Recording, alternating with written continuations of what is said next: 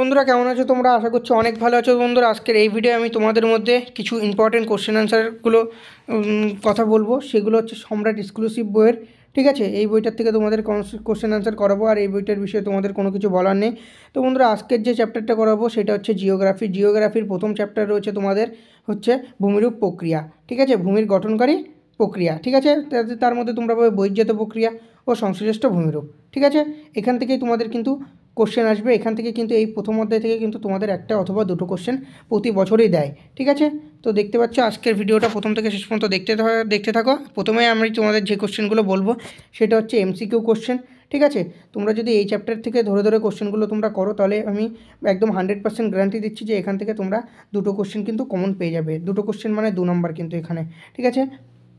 তো বন্ধুরা দেখে নাও প্রথমে কোন কোশ্চেন বলেছে। প্রথম 1 নম্বর কোশ্চেন যেটা বলেছে সেটা হচ্ছে যে তোমাদের গ্রেড প্রক্রিয়া হচ্ছে বহির্জাত প্রক্রিয়া। গ্রেড হচ্ছে একটা বহির্জাত প্রক্রিয়া। এখানটা ব্র্যাকেটে দেওয়ার কারণ হচ্ছে গ্রেড হচ্ছে একটা বহির্জাত প্রক্রিয়া, তার জন্য বলেছে। এখানটা বলেছে কথাটি প্রথম কে ব্যবহার করেন, সেটা হচ্ছে গিলবার্ট, ঠিক আছে? এখানে যদি জে কে গিলবার্ট দিয়ে দিত তখনও কিন্তু তোমাদের এখানে অ্যান্সার দিতে হতো গিলবার্ট, ঠিক আছে? J K Gilbert. তারপরে দেখতে পাচ্ছ তারপরে যে কোশ্চেন 2 নম্বর কোশ্চেনটা রয়েছে হচ্ছে পর্যায়ন প্রক্রিয়ায় অংশগ্রহণকারীর মূল শক্তি, ঠিক আছে? পর্যায়ন প্রক্রিয়ায় অংশগ্রহণকারী তো বহু শক্তি রয়েছে। এখানে দেখতে পাচ্ছ তোমরা নদী রয়েছে, বায়ু, হিমবাহ, সমুদ্র তরঙ্গ, চারটেই কিন্তু হবে, কিন্তু সবচাইতে মূল শক্তি এখানে কিন্তু তোমাদের এই কোশ্চেনগুলো দেয় ঘোরানোর জন্য, ঠিক আছে? তো এখানে কিন্তু অ্যান্সার হয়ে যাবে নদী।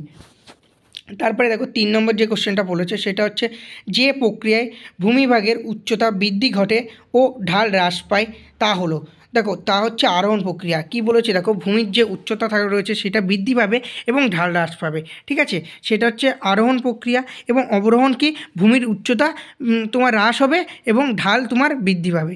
এই ঢাল তোমার বৃদ্ধি পাবে আর ভূমির উচ্চতা হ্রাস হবে, সেটা হচ্ছে অবরোহণ প্রক্রিয়া, ঠিক আছে? তারপরে 4 নম্বর কোশ্চেন দেখো। 4 নম্বর কোশ্চেন হচ্ছে বহির্জাত প্রক্রিয়ায় গতি প্রকৃতি। বহির্জাত প্রক্রিয়া কী ধরনের প্রক্রিয়া, ঠিক আছে? বহির্জাত প্রক্রিয়া তোমাদের কিন্তু যে এমন এমন প্রক্রিয়া থাকে, যেমন নদীর ক্ষয়ের ফলে যে প্রক্রিয়াটা সেটা কিন্তু অতিরিক্ত তাড়াতাড়ি হয়ে যায়। নদীর জলের সঙ্গে দেখা যাচ্ছে যে এতটা উঁচু ছিল, সেখান থেকে হঠাৎ করে এরকম হয়ে যায়। কিন্তু বহির্জাত প্রক্রিয়া কি, ধীরে ধীরে ধীরে ধীরে ধরো এরকম ছিল, এরকম থেকে আস্তে আস্তে আস্তে আস্তে এরকম হতে হতে এরকমভাবে আস্তে আস্তে ক্ষয় হবে, ঠিক আছে? এটা হচ্ছে বহির্জাত প্রক্রিয়া। তো এখানে কিন্তু অ্যান্সার হয়ে যাবে তোমাদের অত্যন্ত ধীর প্রক্রিয়া, ঠিক আছে? অত্যন্ত ধীর প্রক্রিয়া, এখানে কিন্তু তোমাদের অপশান হয়ে যাবে, ঠিক আছে? অ্যান্সার হয়ে যাবে। তারপরে দেখতে পাচ্ছ 5 নম্বর কোশ্চেন। 5 নম্বর কোশ্চেনে কী বলেছে দেখো, বহির্জাত প্রক্রিয়ায় প্রয়োজনীয় শক্তি যদি একটি উৎস বায়ুমণ্ডল হয় তাহলে অপরটি কী হবে, ঠিক আছে? অপর উৎসটি তাহলে কী, ঠিক আছে? এখানে কিন্তু তোমাদের এই কোশ্চেনগুলো একটু তোমরা নিজেদের মাথায় মুখস্থ করলে কিন্তু সবসময় সব কিছু হয় না। এগুলো কিন্তু তোমাদের নিজেদের মাথায় রেখে দিতে হবে। তো এখানে কিন্তু অ্যান্সার হয়ে যাবে সূর্য, ঠিক আছে? এখানে কিন্তু অপশান বি এর অ্যান্সার হয়ে যাবে সূর্য। তারপরে দেখতে পাচ্ছ 6 নম্বর কোশ্চেন। অবরোহণ প্রক্রিয়ায় সৃষ্ট ভূমিরূপ হলো, অবরোহণ প্রক্রিয়ায় সৃষ্ট ভূমিরূপ হলো ক্ষয়জাত পর্বত, ঠিক আছে? এখানে কিন্তু তোমাদের এইগুলো যখন তোমরা পড়ছো তখন কিন্তু তোমাদের মাথায় একটু রাখতে হবে সবচাইতে ক্ষয়জাত পর্বতের মধ্যে সবচাইতে পুরাতন হচ্ছে আরাবল্লী পর্বত। এগুলো কিন্তু তোমাদের নিজেদের মাথায় রেখে দিতে হবে, ঠিক আছে? তারপরে দেখতে পাচ্ছ তোমাদের হচ্ছে ভূমিকম্প হচ্ছে ও অগ্নিপাত হলো কি, এটা হচ্ছে আকস্মিক আলোড়ন, মানে হঠাৎ করে হবে। তোমাদের যখন দেখা যাচ্ছে যে ভূপৃষ্ঠের নিচে যখন পাতগুলো রয়েছে সেই পাতগুলো যখন হঠাৎ করে নড়ে যাবে, পাতে পাতে যখন ঘর্ষণ হবে তখন কিন্তু হঠাৎ করে তোমাদের এই ভূমিকম্প বা অগ্নি উৎপাত শুরু হবে। যদি পর্বত থাকে তাহলে সেখান থেকে পাতে পাতে ঘর্ষণ হলো, তারপরে এখান থেকে অগ্নি উৎপাত হয়ে গেল। আর যদি এখানে ভূমিকম্প হয় তাহলে এই যে এখান থেকে পাতে পাতে ঘর্ষণ হবে, পাতে পাতে ঘর্ষণ হওয়ার পরে কিন্তু ভূমিকম্প সৃষ্টি হবে। তাহলে কি, এগুলো হচ্ছে আকস্মিক, হঠাৎ করে হয়ে যাচ্ছে সেটাই কিন্তু, এগুলো হচ্ছে আকস্মিক প্রক্রিয়া।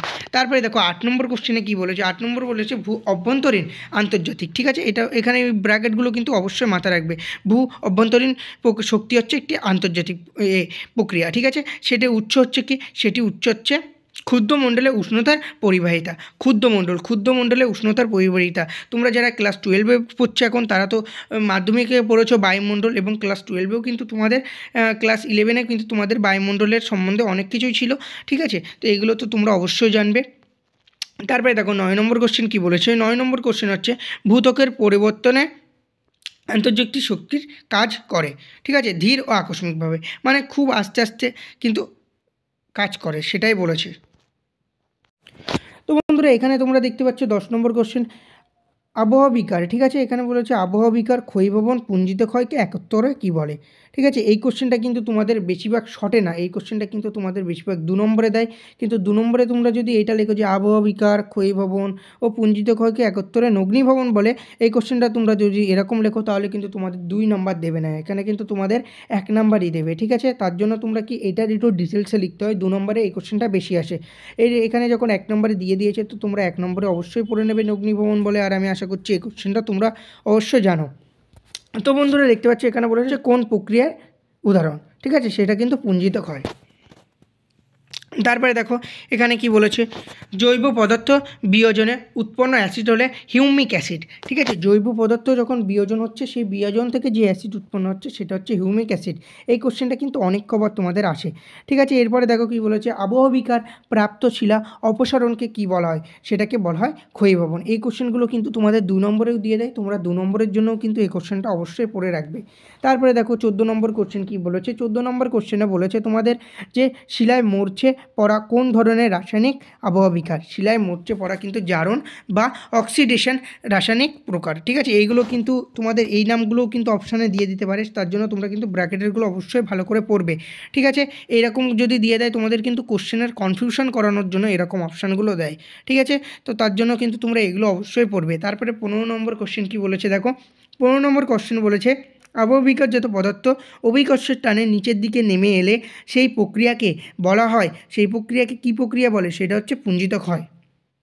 তারপরে দেখো 16 নম্বর কোশ্চেন কী বলেছে, 16 নম্বর কোশ্চেনে তোমাদের বলেছে হচ্ছে ক্ষুদ্র কণা বিসরণ কোন অঞ্চলে বেশি দেখা যায়। তো এই কোশ্চেনগুলো কিন্তু তোমাদের একদম কমন কোশ্চেন, এগুলো কিন্তু বেশিরভাগ সময়ই দেয়, তো এগুলো কিন্তু তোমরা সব মাথায় রাখবে, সেটা হচ্ছে মরু অঞ্চলের, ঠিক আছে। তারপরে দেখতে পাচ্ছ এখানে কি বলেছে, এখানে যদি তোমাদের মেরু অঞ্চল কিন্তু অপশানে দিয়েছে, তোমরা যদি ঠিকঠাকভাবে না ভেবেচিন্তে পড়ো তাহলে কিন্তু এখানে মেরু অঞ্চলটা তোমরা অ্যান্সার দিয়ে দাও, ঠিক আছে। তার জন্য অবশ্যই ভেবেচিন্তে পড়বে, শুধু মুখস্থ করলে হবে না, মাথায় রেখে কিন্তু পড়তে হবে। তারপরে দেখো 17 নম্বর কোশ্চেন কী বলেছে, 17 নম্বর কোশ্চেন বলেছে তোমাদের আবহাওয়া বিকার, আবহাওয়া বিকার একটি বহির্জাত প্রক্রিয়া, ঠিক আছে, একটি, ঠিক আছে, এটা হচ্ছে অবরোহণ প্রক্রিয়া। এখানে কিন্তু অ্যান্সার হবে, অপশানের উপরেও কিন্তু কখনো কখনো তোমাদের অ্যান্সার দিতে হবে, ঠিক আছে। তারপরে 18 নম্বর কোশ্চেন কী বলেছে দেখো, 18 নম্বর কোশ্চেনে বলেছে যে তোমাদের পুঞ্জিত ক্ষয় শিলা চূর্ণ অপসারণে মুখ্য ভূমিকা গ্রহণ করে, ঠিক আছে, সেটা হচ্ছে মাধ্যাকর্ষণ শক্তি, ঠিক আছে। মাধ্যাকর্ষণ শক্তি কিন্তু তোমাদের ভূমিকা গ্রহণ করে।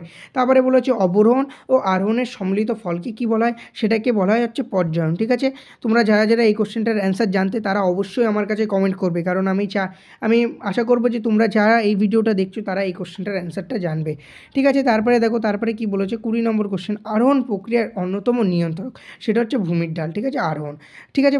ভূমির ঢাল যেরকম সঞ্চয়টা হবে সেরকম, ঠিক আছে, সেটাই হচ্ছে বিষয়। তারপরে দেখো কি বলেছে, তারপরে বলেছে তোমাদের, তারপরে বলে মহীভব আলোড়নের, ঠিক আছে, মহীভব আলোড়নের ফলে সৃষ্ট ভূমিরূপ, ঠিক আছে, উল্লম্ব আলোড়ন। মহীভব আলোড়নের কী বলে, উল্লম্ব আলোড়ন, ঠিক আছে। তো এইটার হচ্ছে কী বলেছে, এটা দেখো এই জায়গায় তোমাদের বলেছে যে সৃষ্টি ভূমিরূপ হচ্ছে মহাদেশ ও স্তূপ পর্বত, ঠিক আছে। স্তূপ পর্বত কাকে বলে, এই কোশ্চেনগুলোও কিন্তু তোমাদের দেয়। তারপরে দেখতে পাচ্ছ 22 নম্বর কোশ্চেন, 22 নম্বর কোশ্চেন হচ্ছে পর্যায়ন শক্তি বলা হয়, পর্যায়ন শক্তি বলা হয় কি, বহির্জাত বলকে পর্যায়ন শক্তি বলা হয়। তো বন্ধুরা আজকের যে এই 22টা কোশ্চেন বললাম, এই কোশ্চেনগুলো কিন্তু তোমাদের মোস্ট ইম্পর্টেন্ট, ঠিক আছে। এইগুলো কিন্তু তোমাদের এর থেকে তোমরা যদি পড়ো এর থেকে কিন্তু তোমরা একটা অথবা দুটো কোশ্চেন অবশ্যই কমন পেয়ে যাবে, ঠিক আছে। এর বাইরে কিন্তু কোনো কোশ্চেন আসবে না, আশা করবো তোমরা দুটো কোশ্চেন কমন পাবে। তো বন্ধুরা আজকের ভিডিও এই পর্যন্ত, যদি ভিডিওটা ভালো লাগে তাহলে ভিডিওটিকে লাইক করো, আর চ্যানেলে যদি তোমরা নতুন হয়ে থাকো তো চ্যানেলটিকে অবশ্যই সাবস্ক্রাইব করবে। আর প্রতিনিয়ত এবার থেকে আমি তোমাদের সম্রাট এক্সক্লুসিভ বইটার থেকে কিন্তু কোশ্চেন এরকম করাবো, তো অবশ্যই তোমরা বন্ধুদের মধ্যেও শেয়ার করবে এই কোশ্চেনগুলো, আর প্রতিনিয়ত ভিডিওটা দেখবে এবং তোমাদের ভিডিওর ডিসক্রিপশান বক্সে আমি অন্য যে ভিডিওগুলো করব সেগুলোর লিঙ্ক আস্তে আস্তে দিয়ে দেবো। তো তোমরা চ্যানেল নতুন হয়ে থাকলে চ্যানেলটিকে অবশ্যই সাবস্ক্রাইব করবে। দেখা হচ্ছে নেক্সট ভিডিওয়, ততক্ষণ ভালো থাকবে।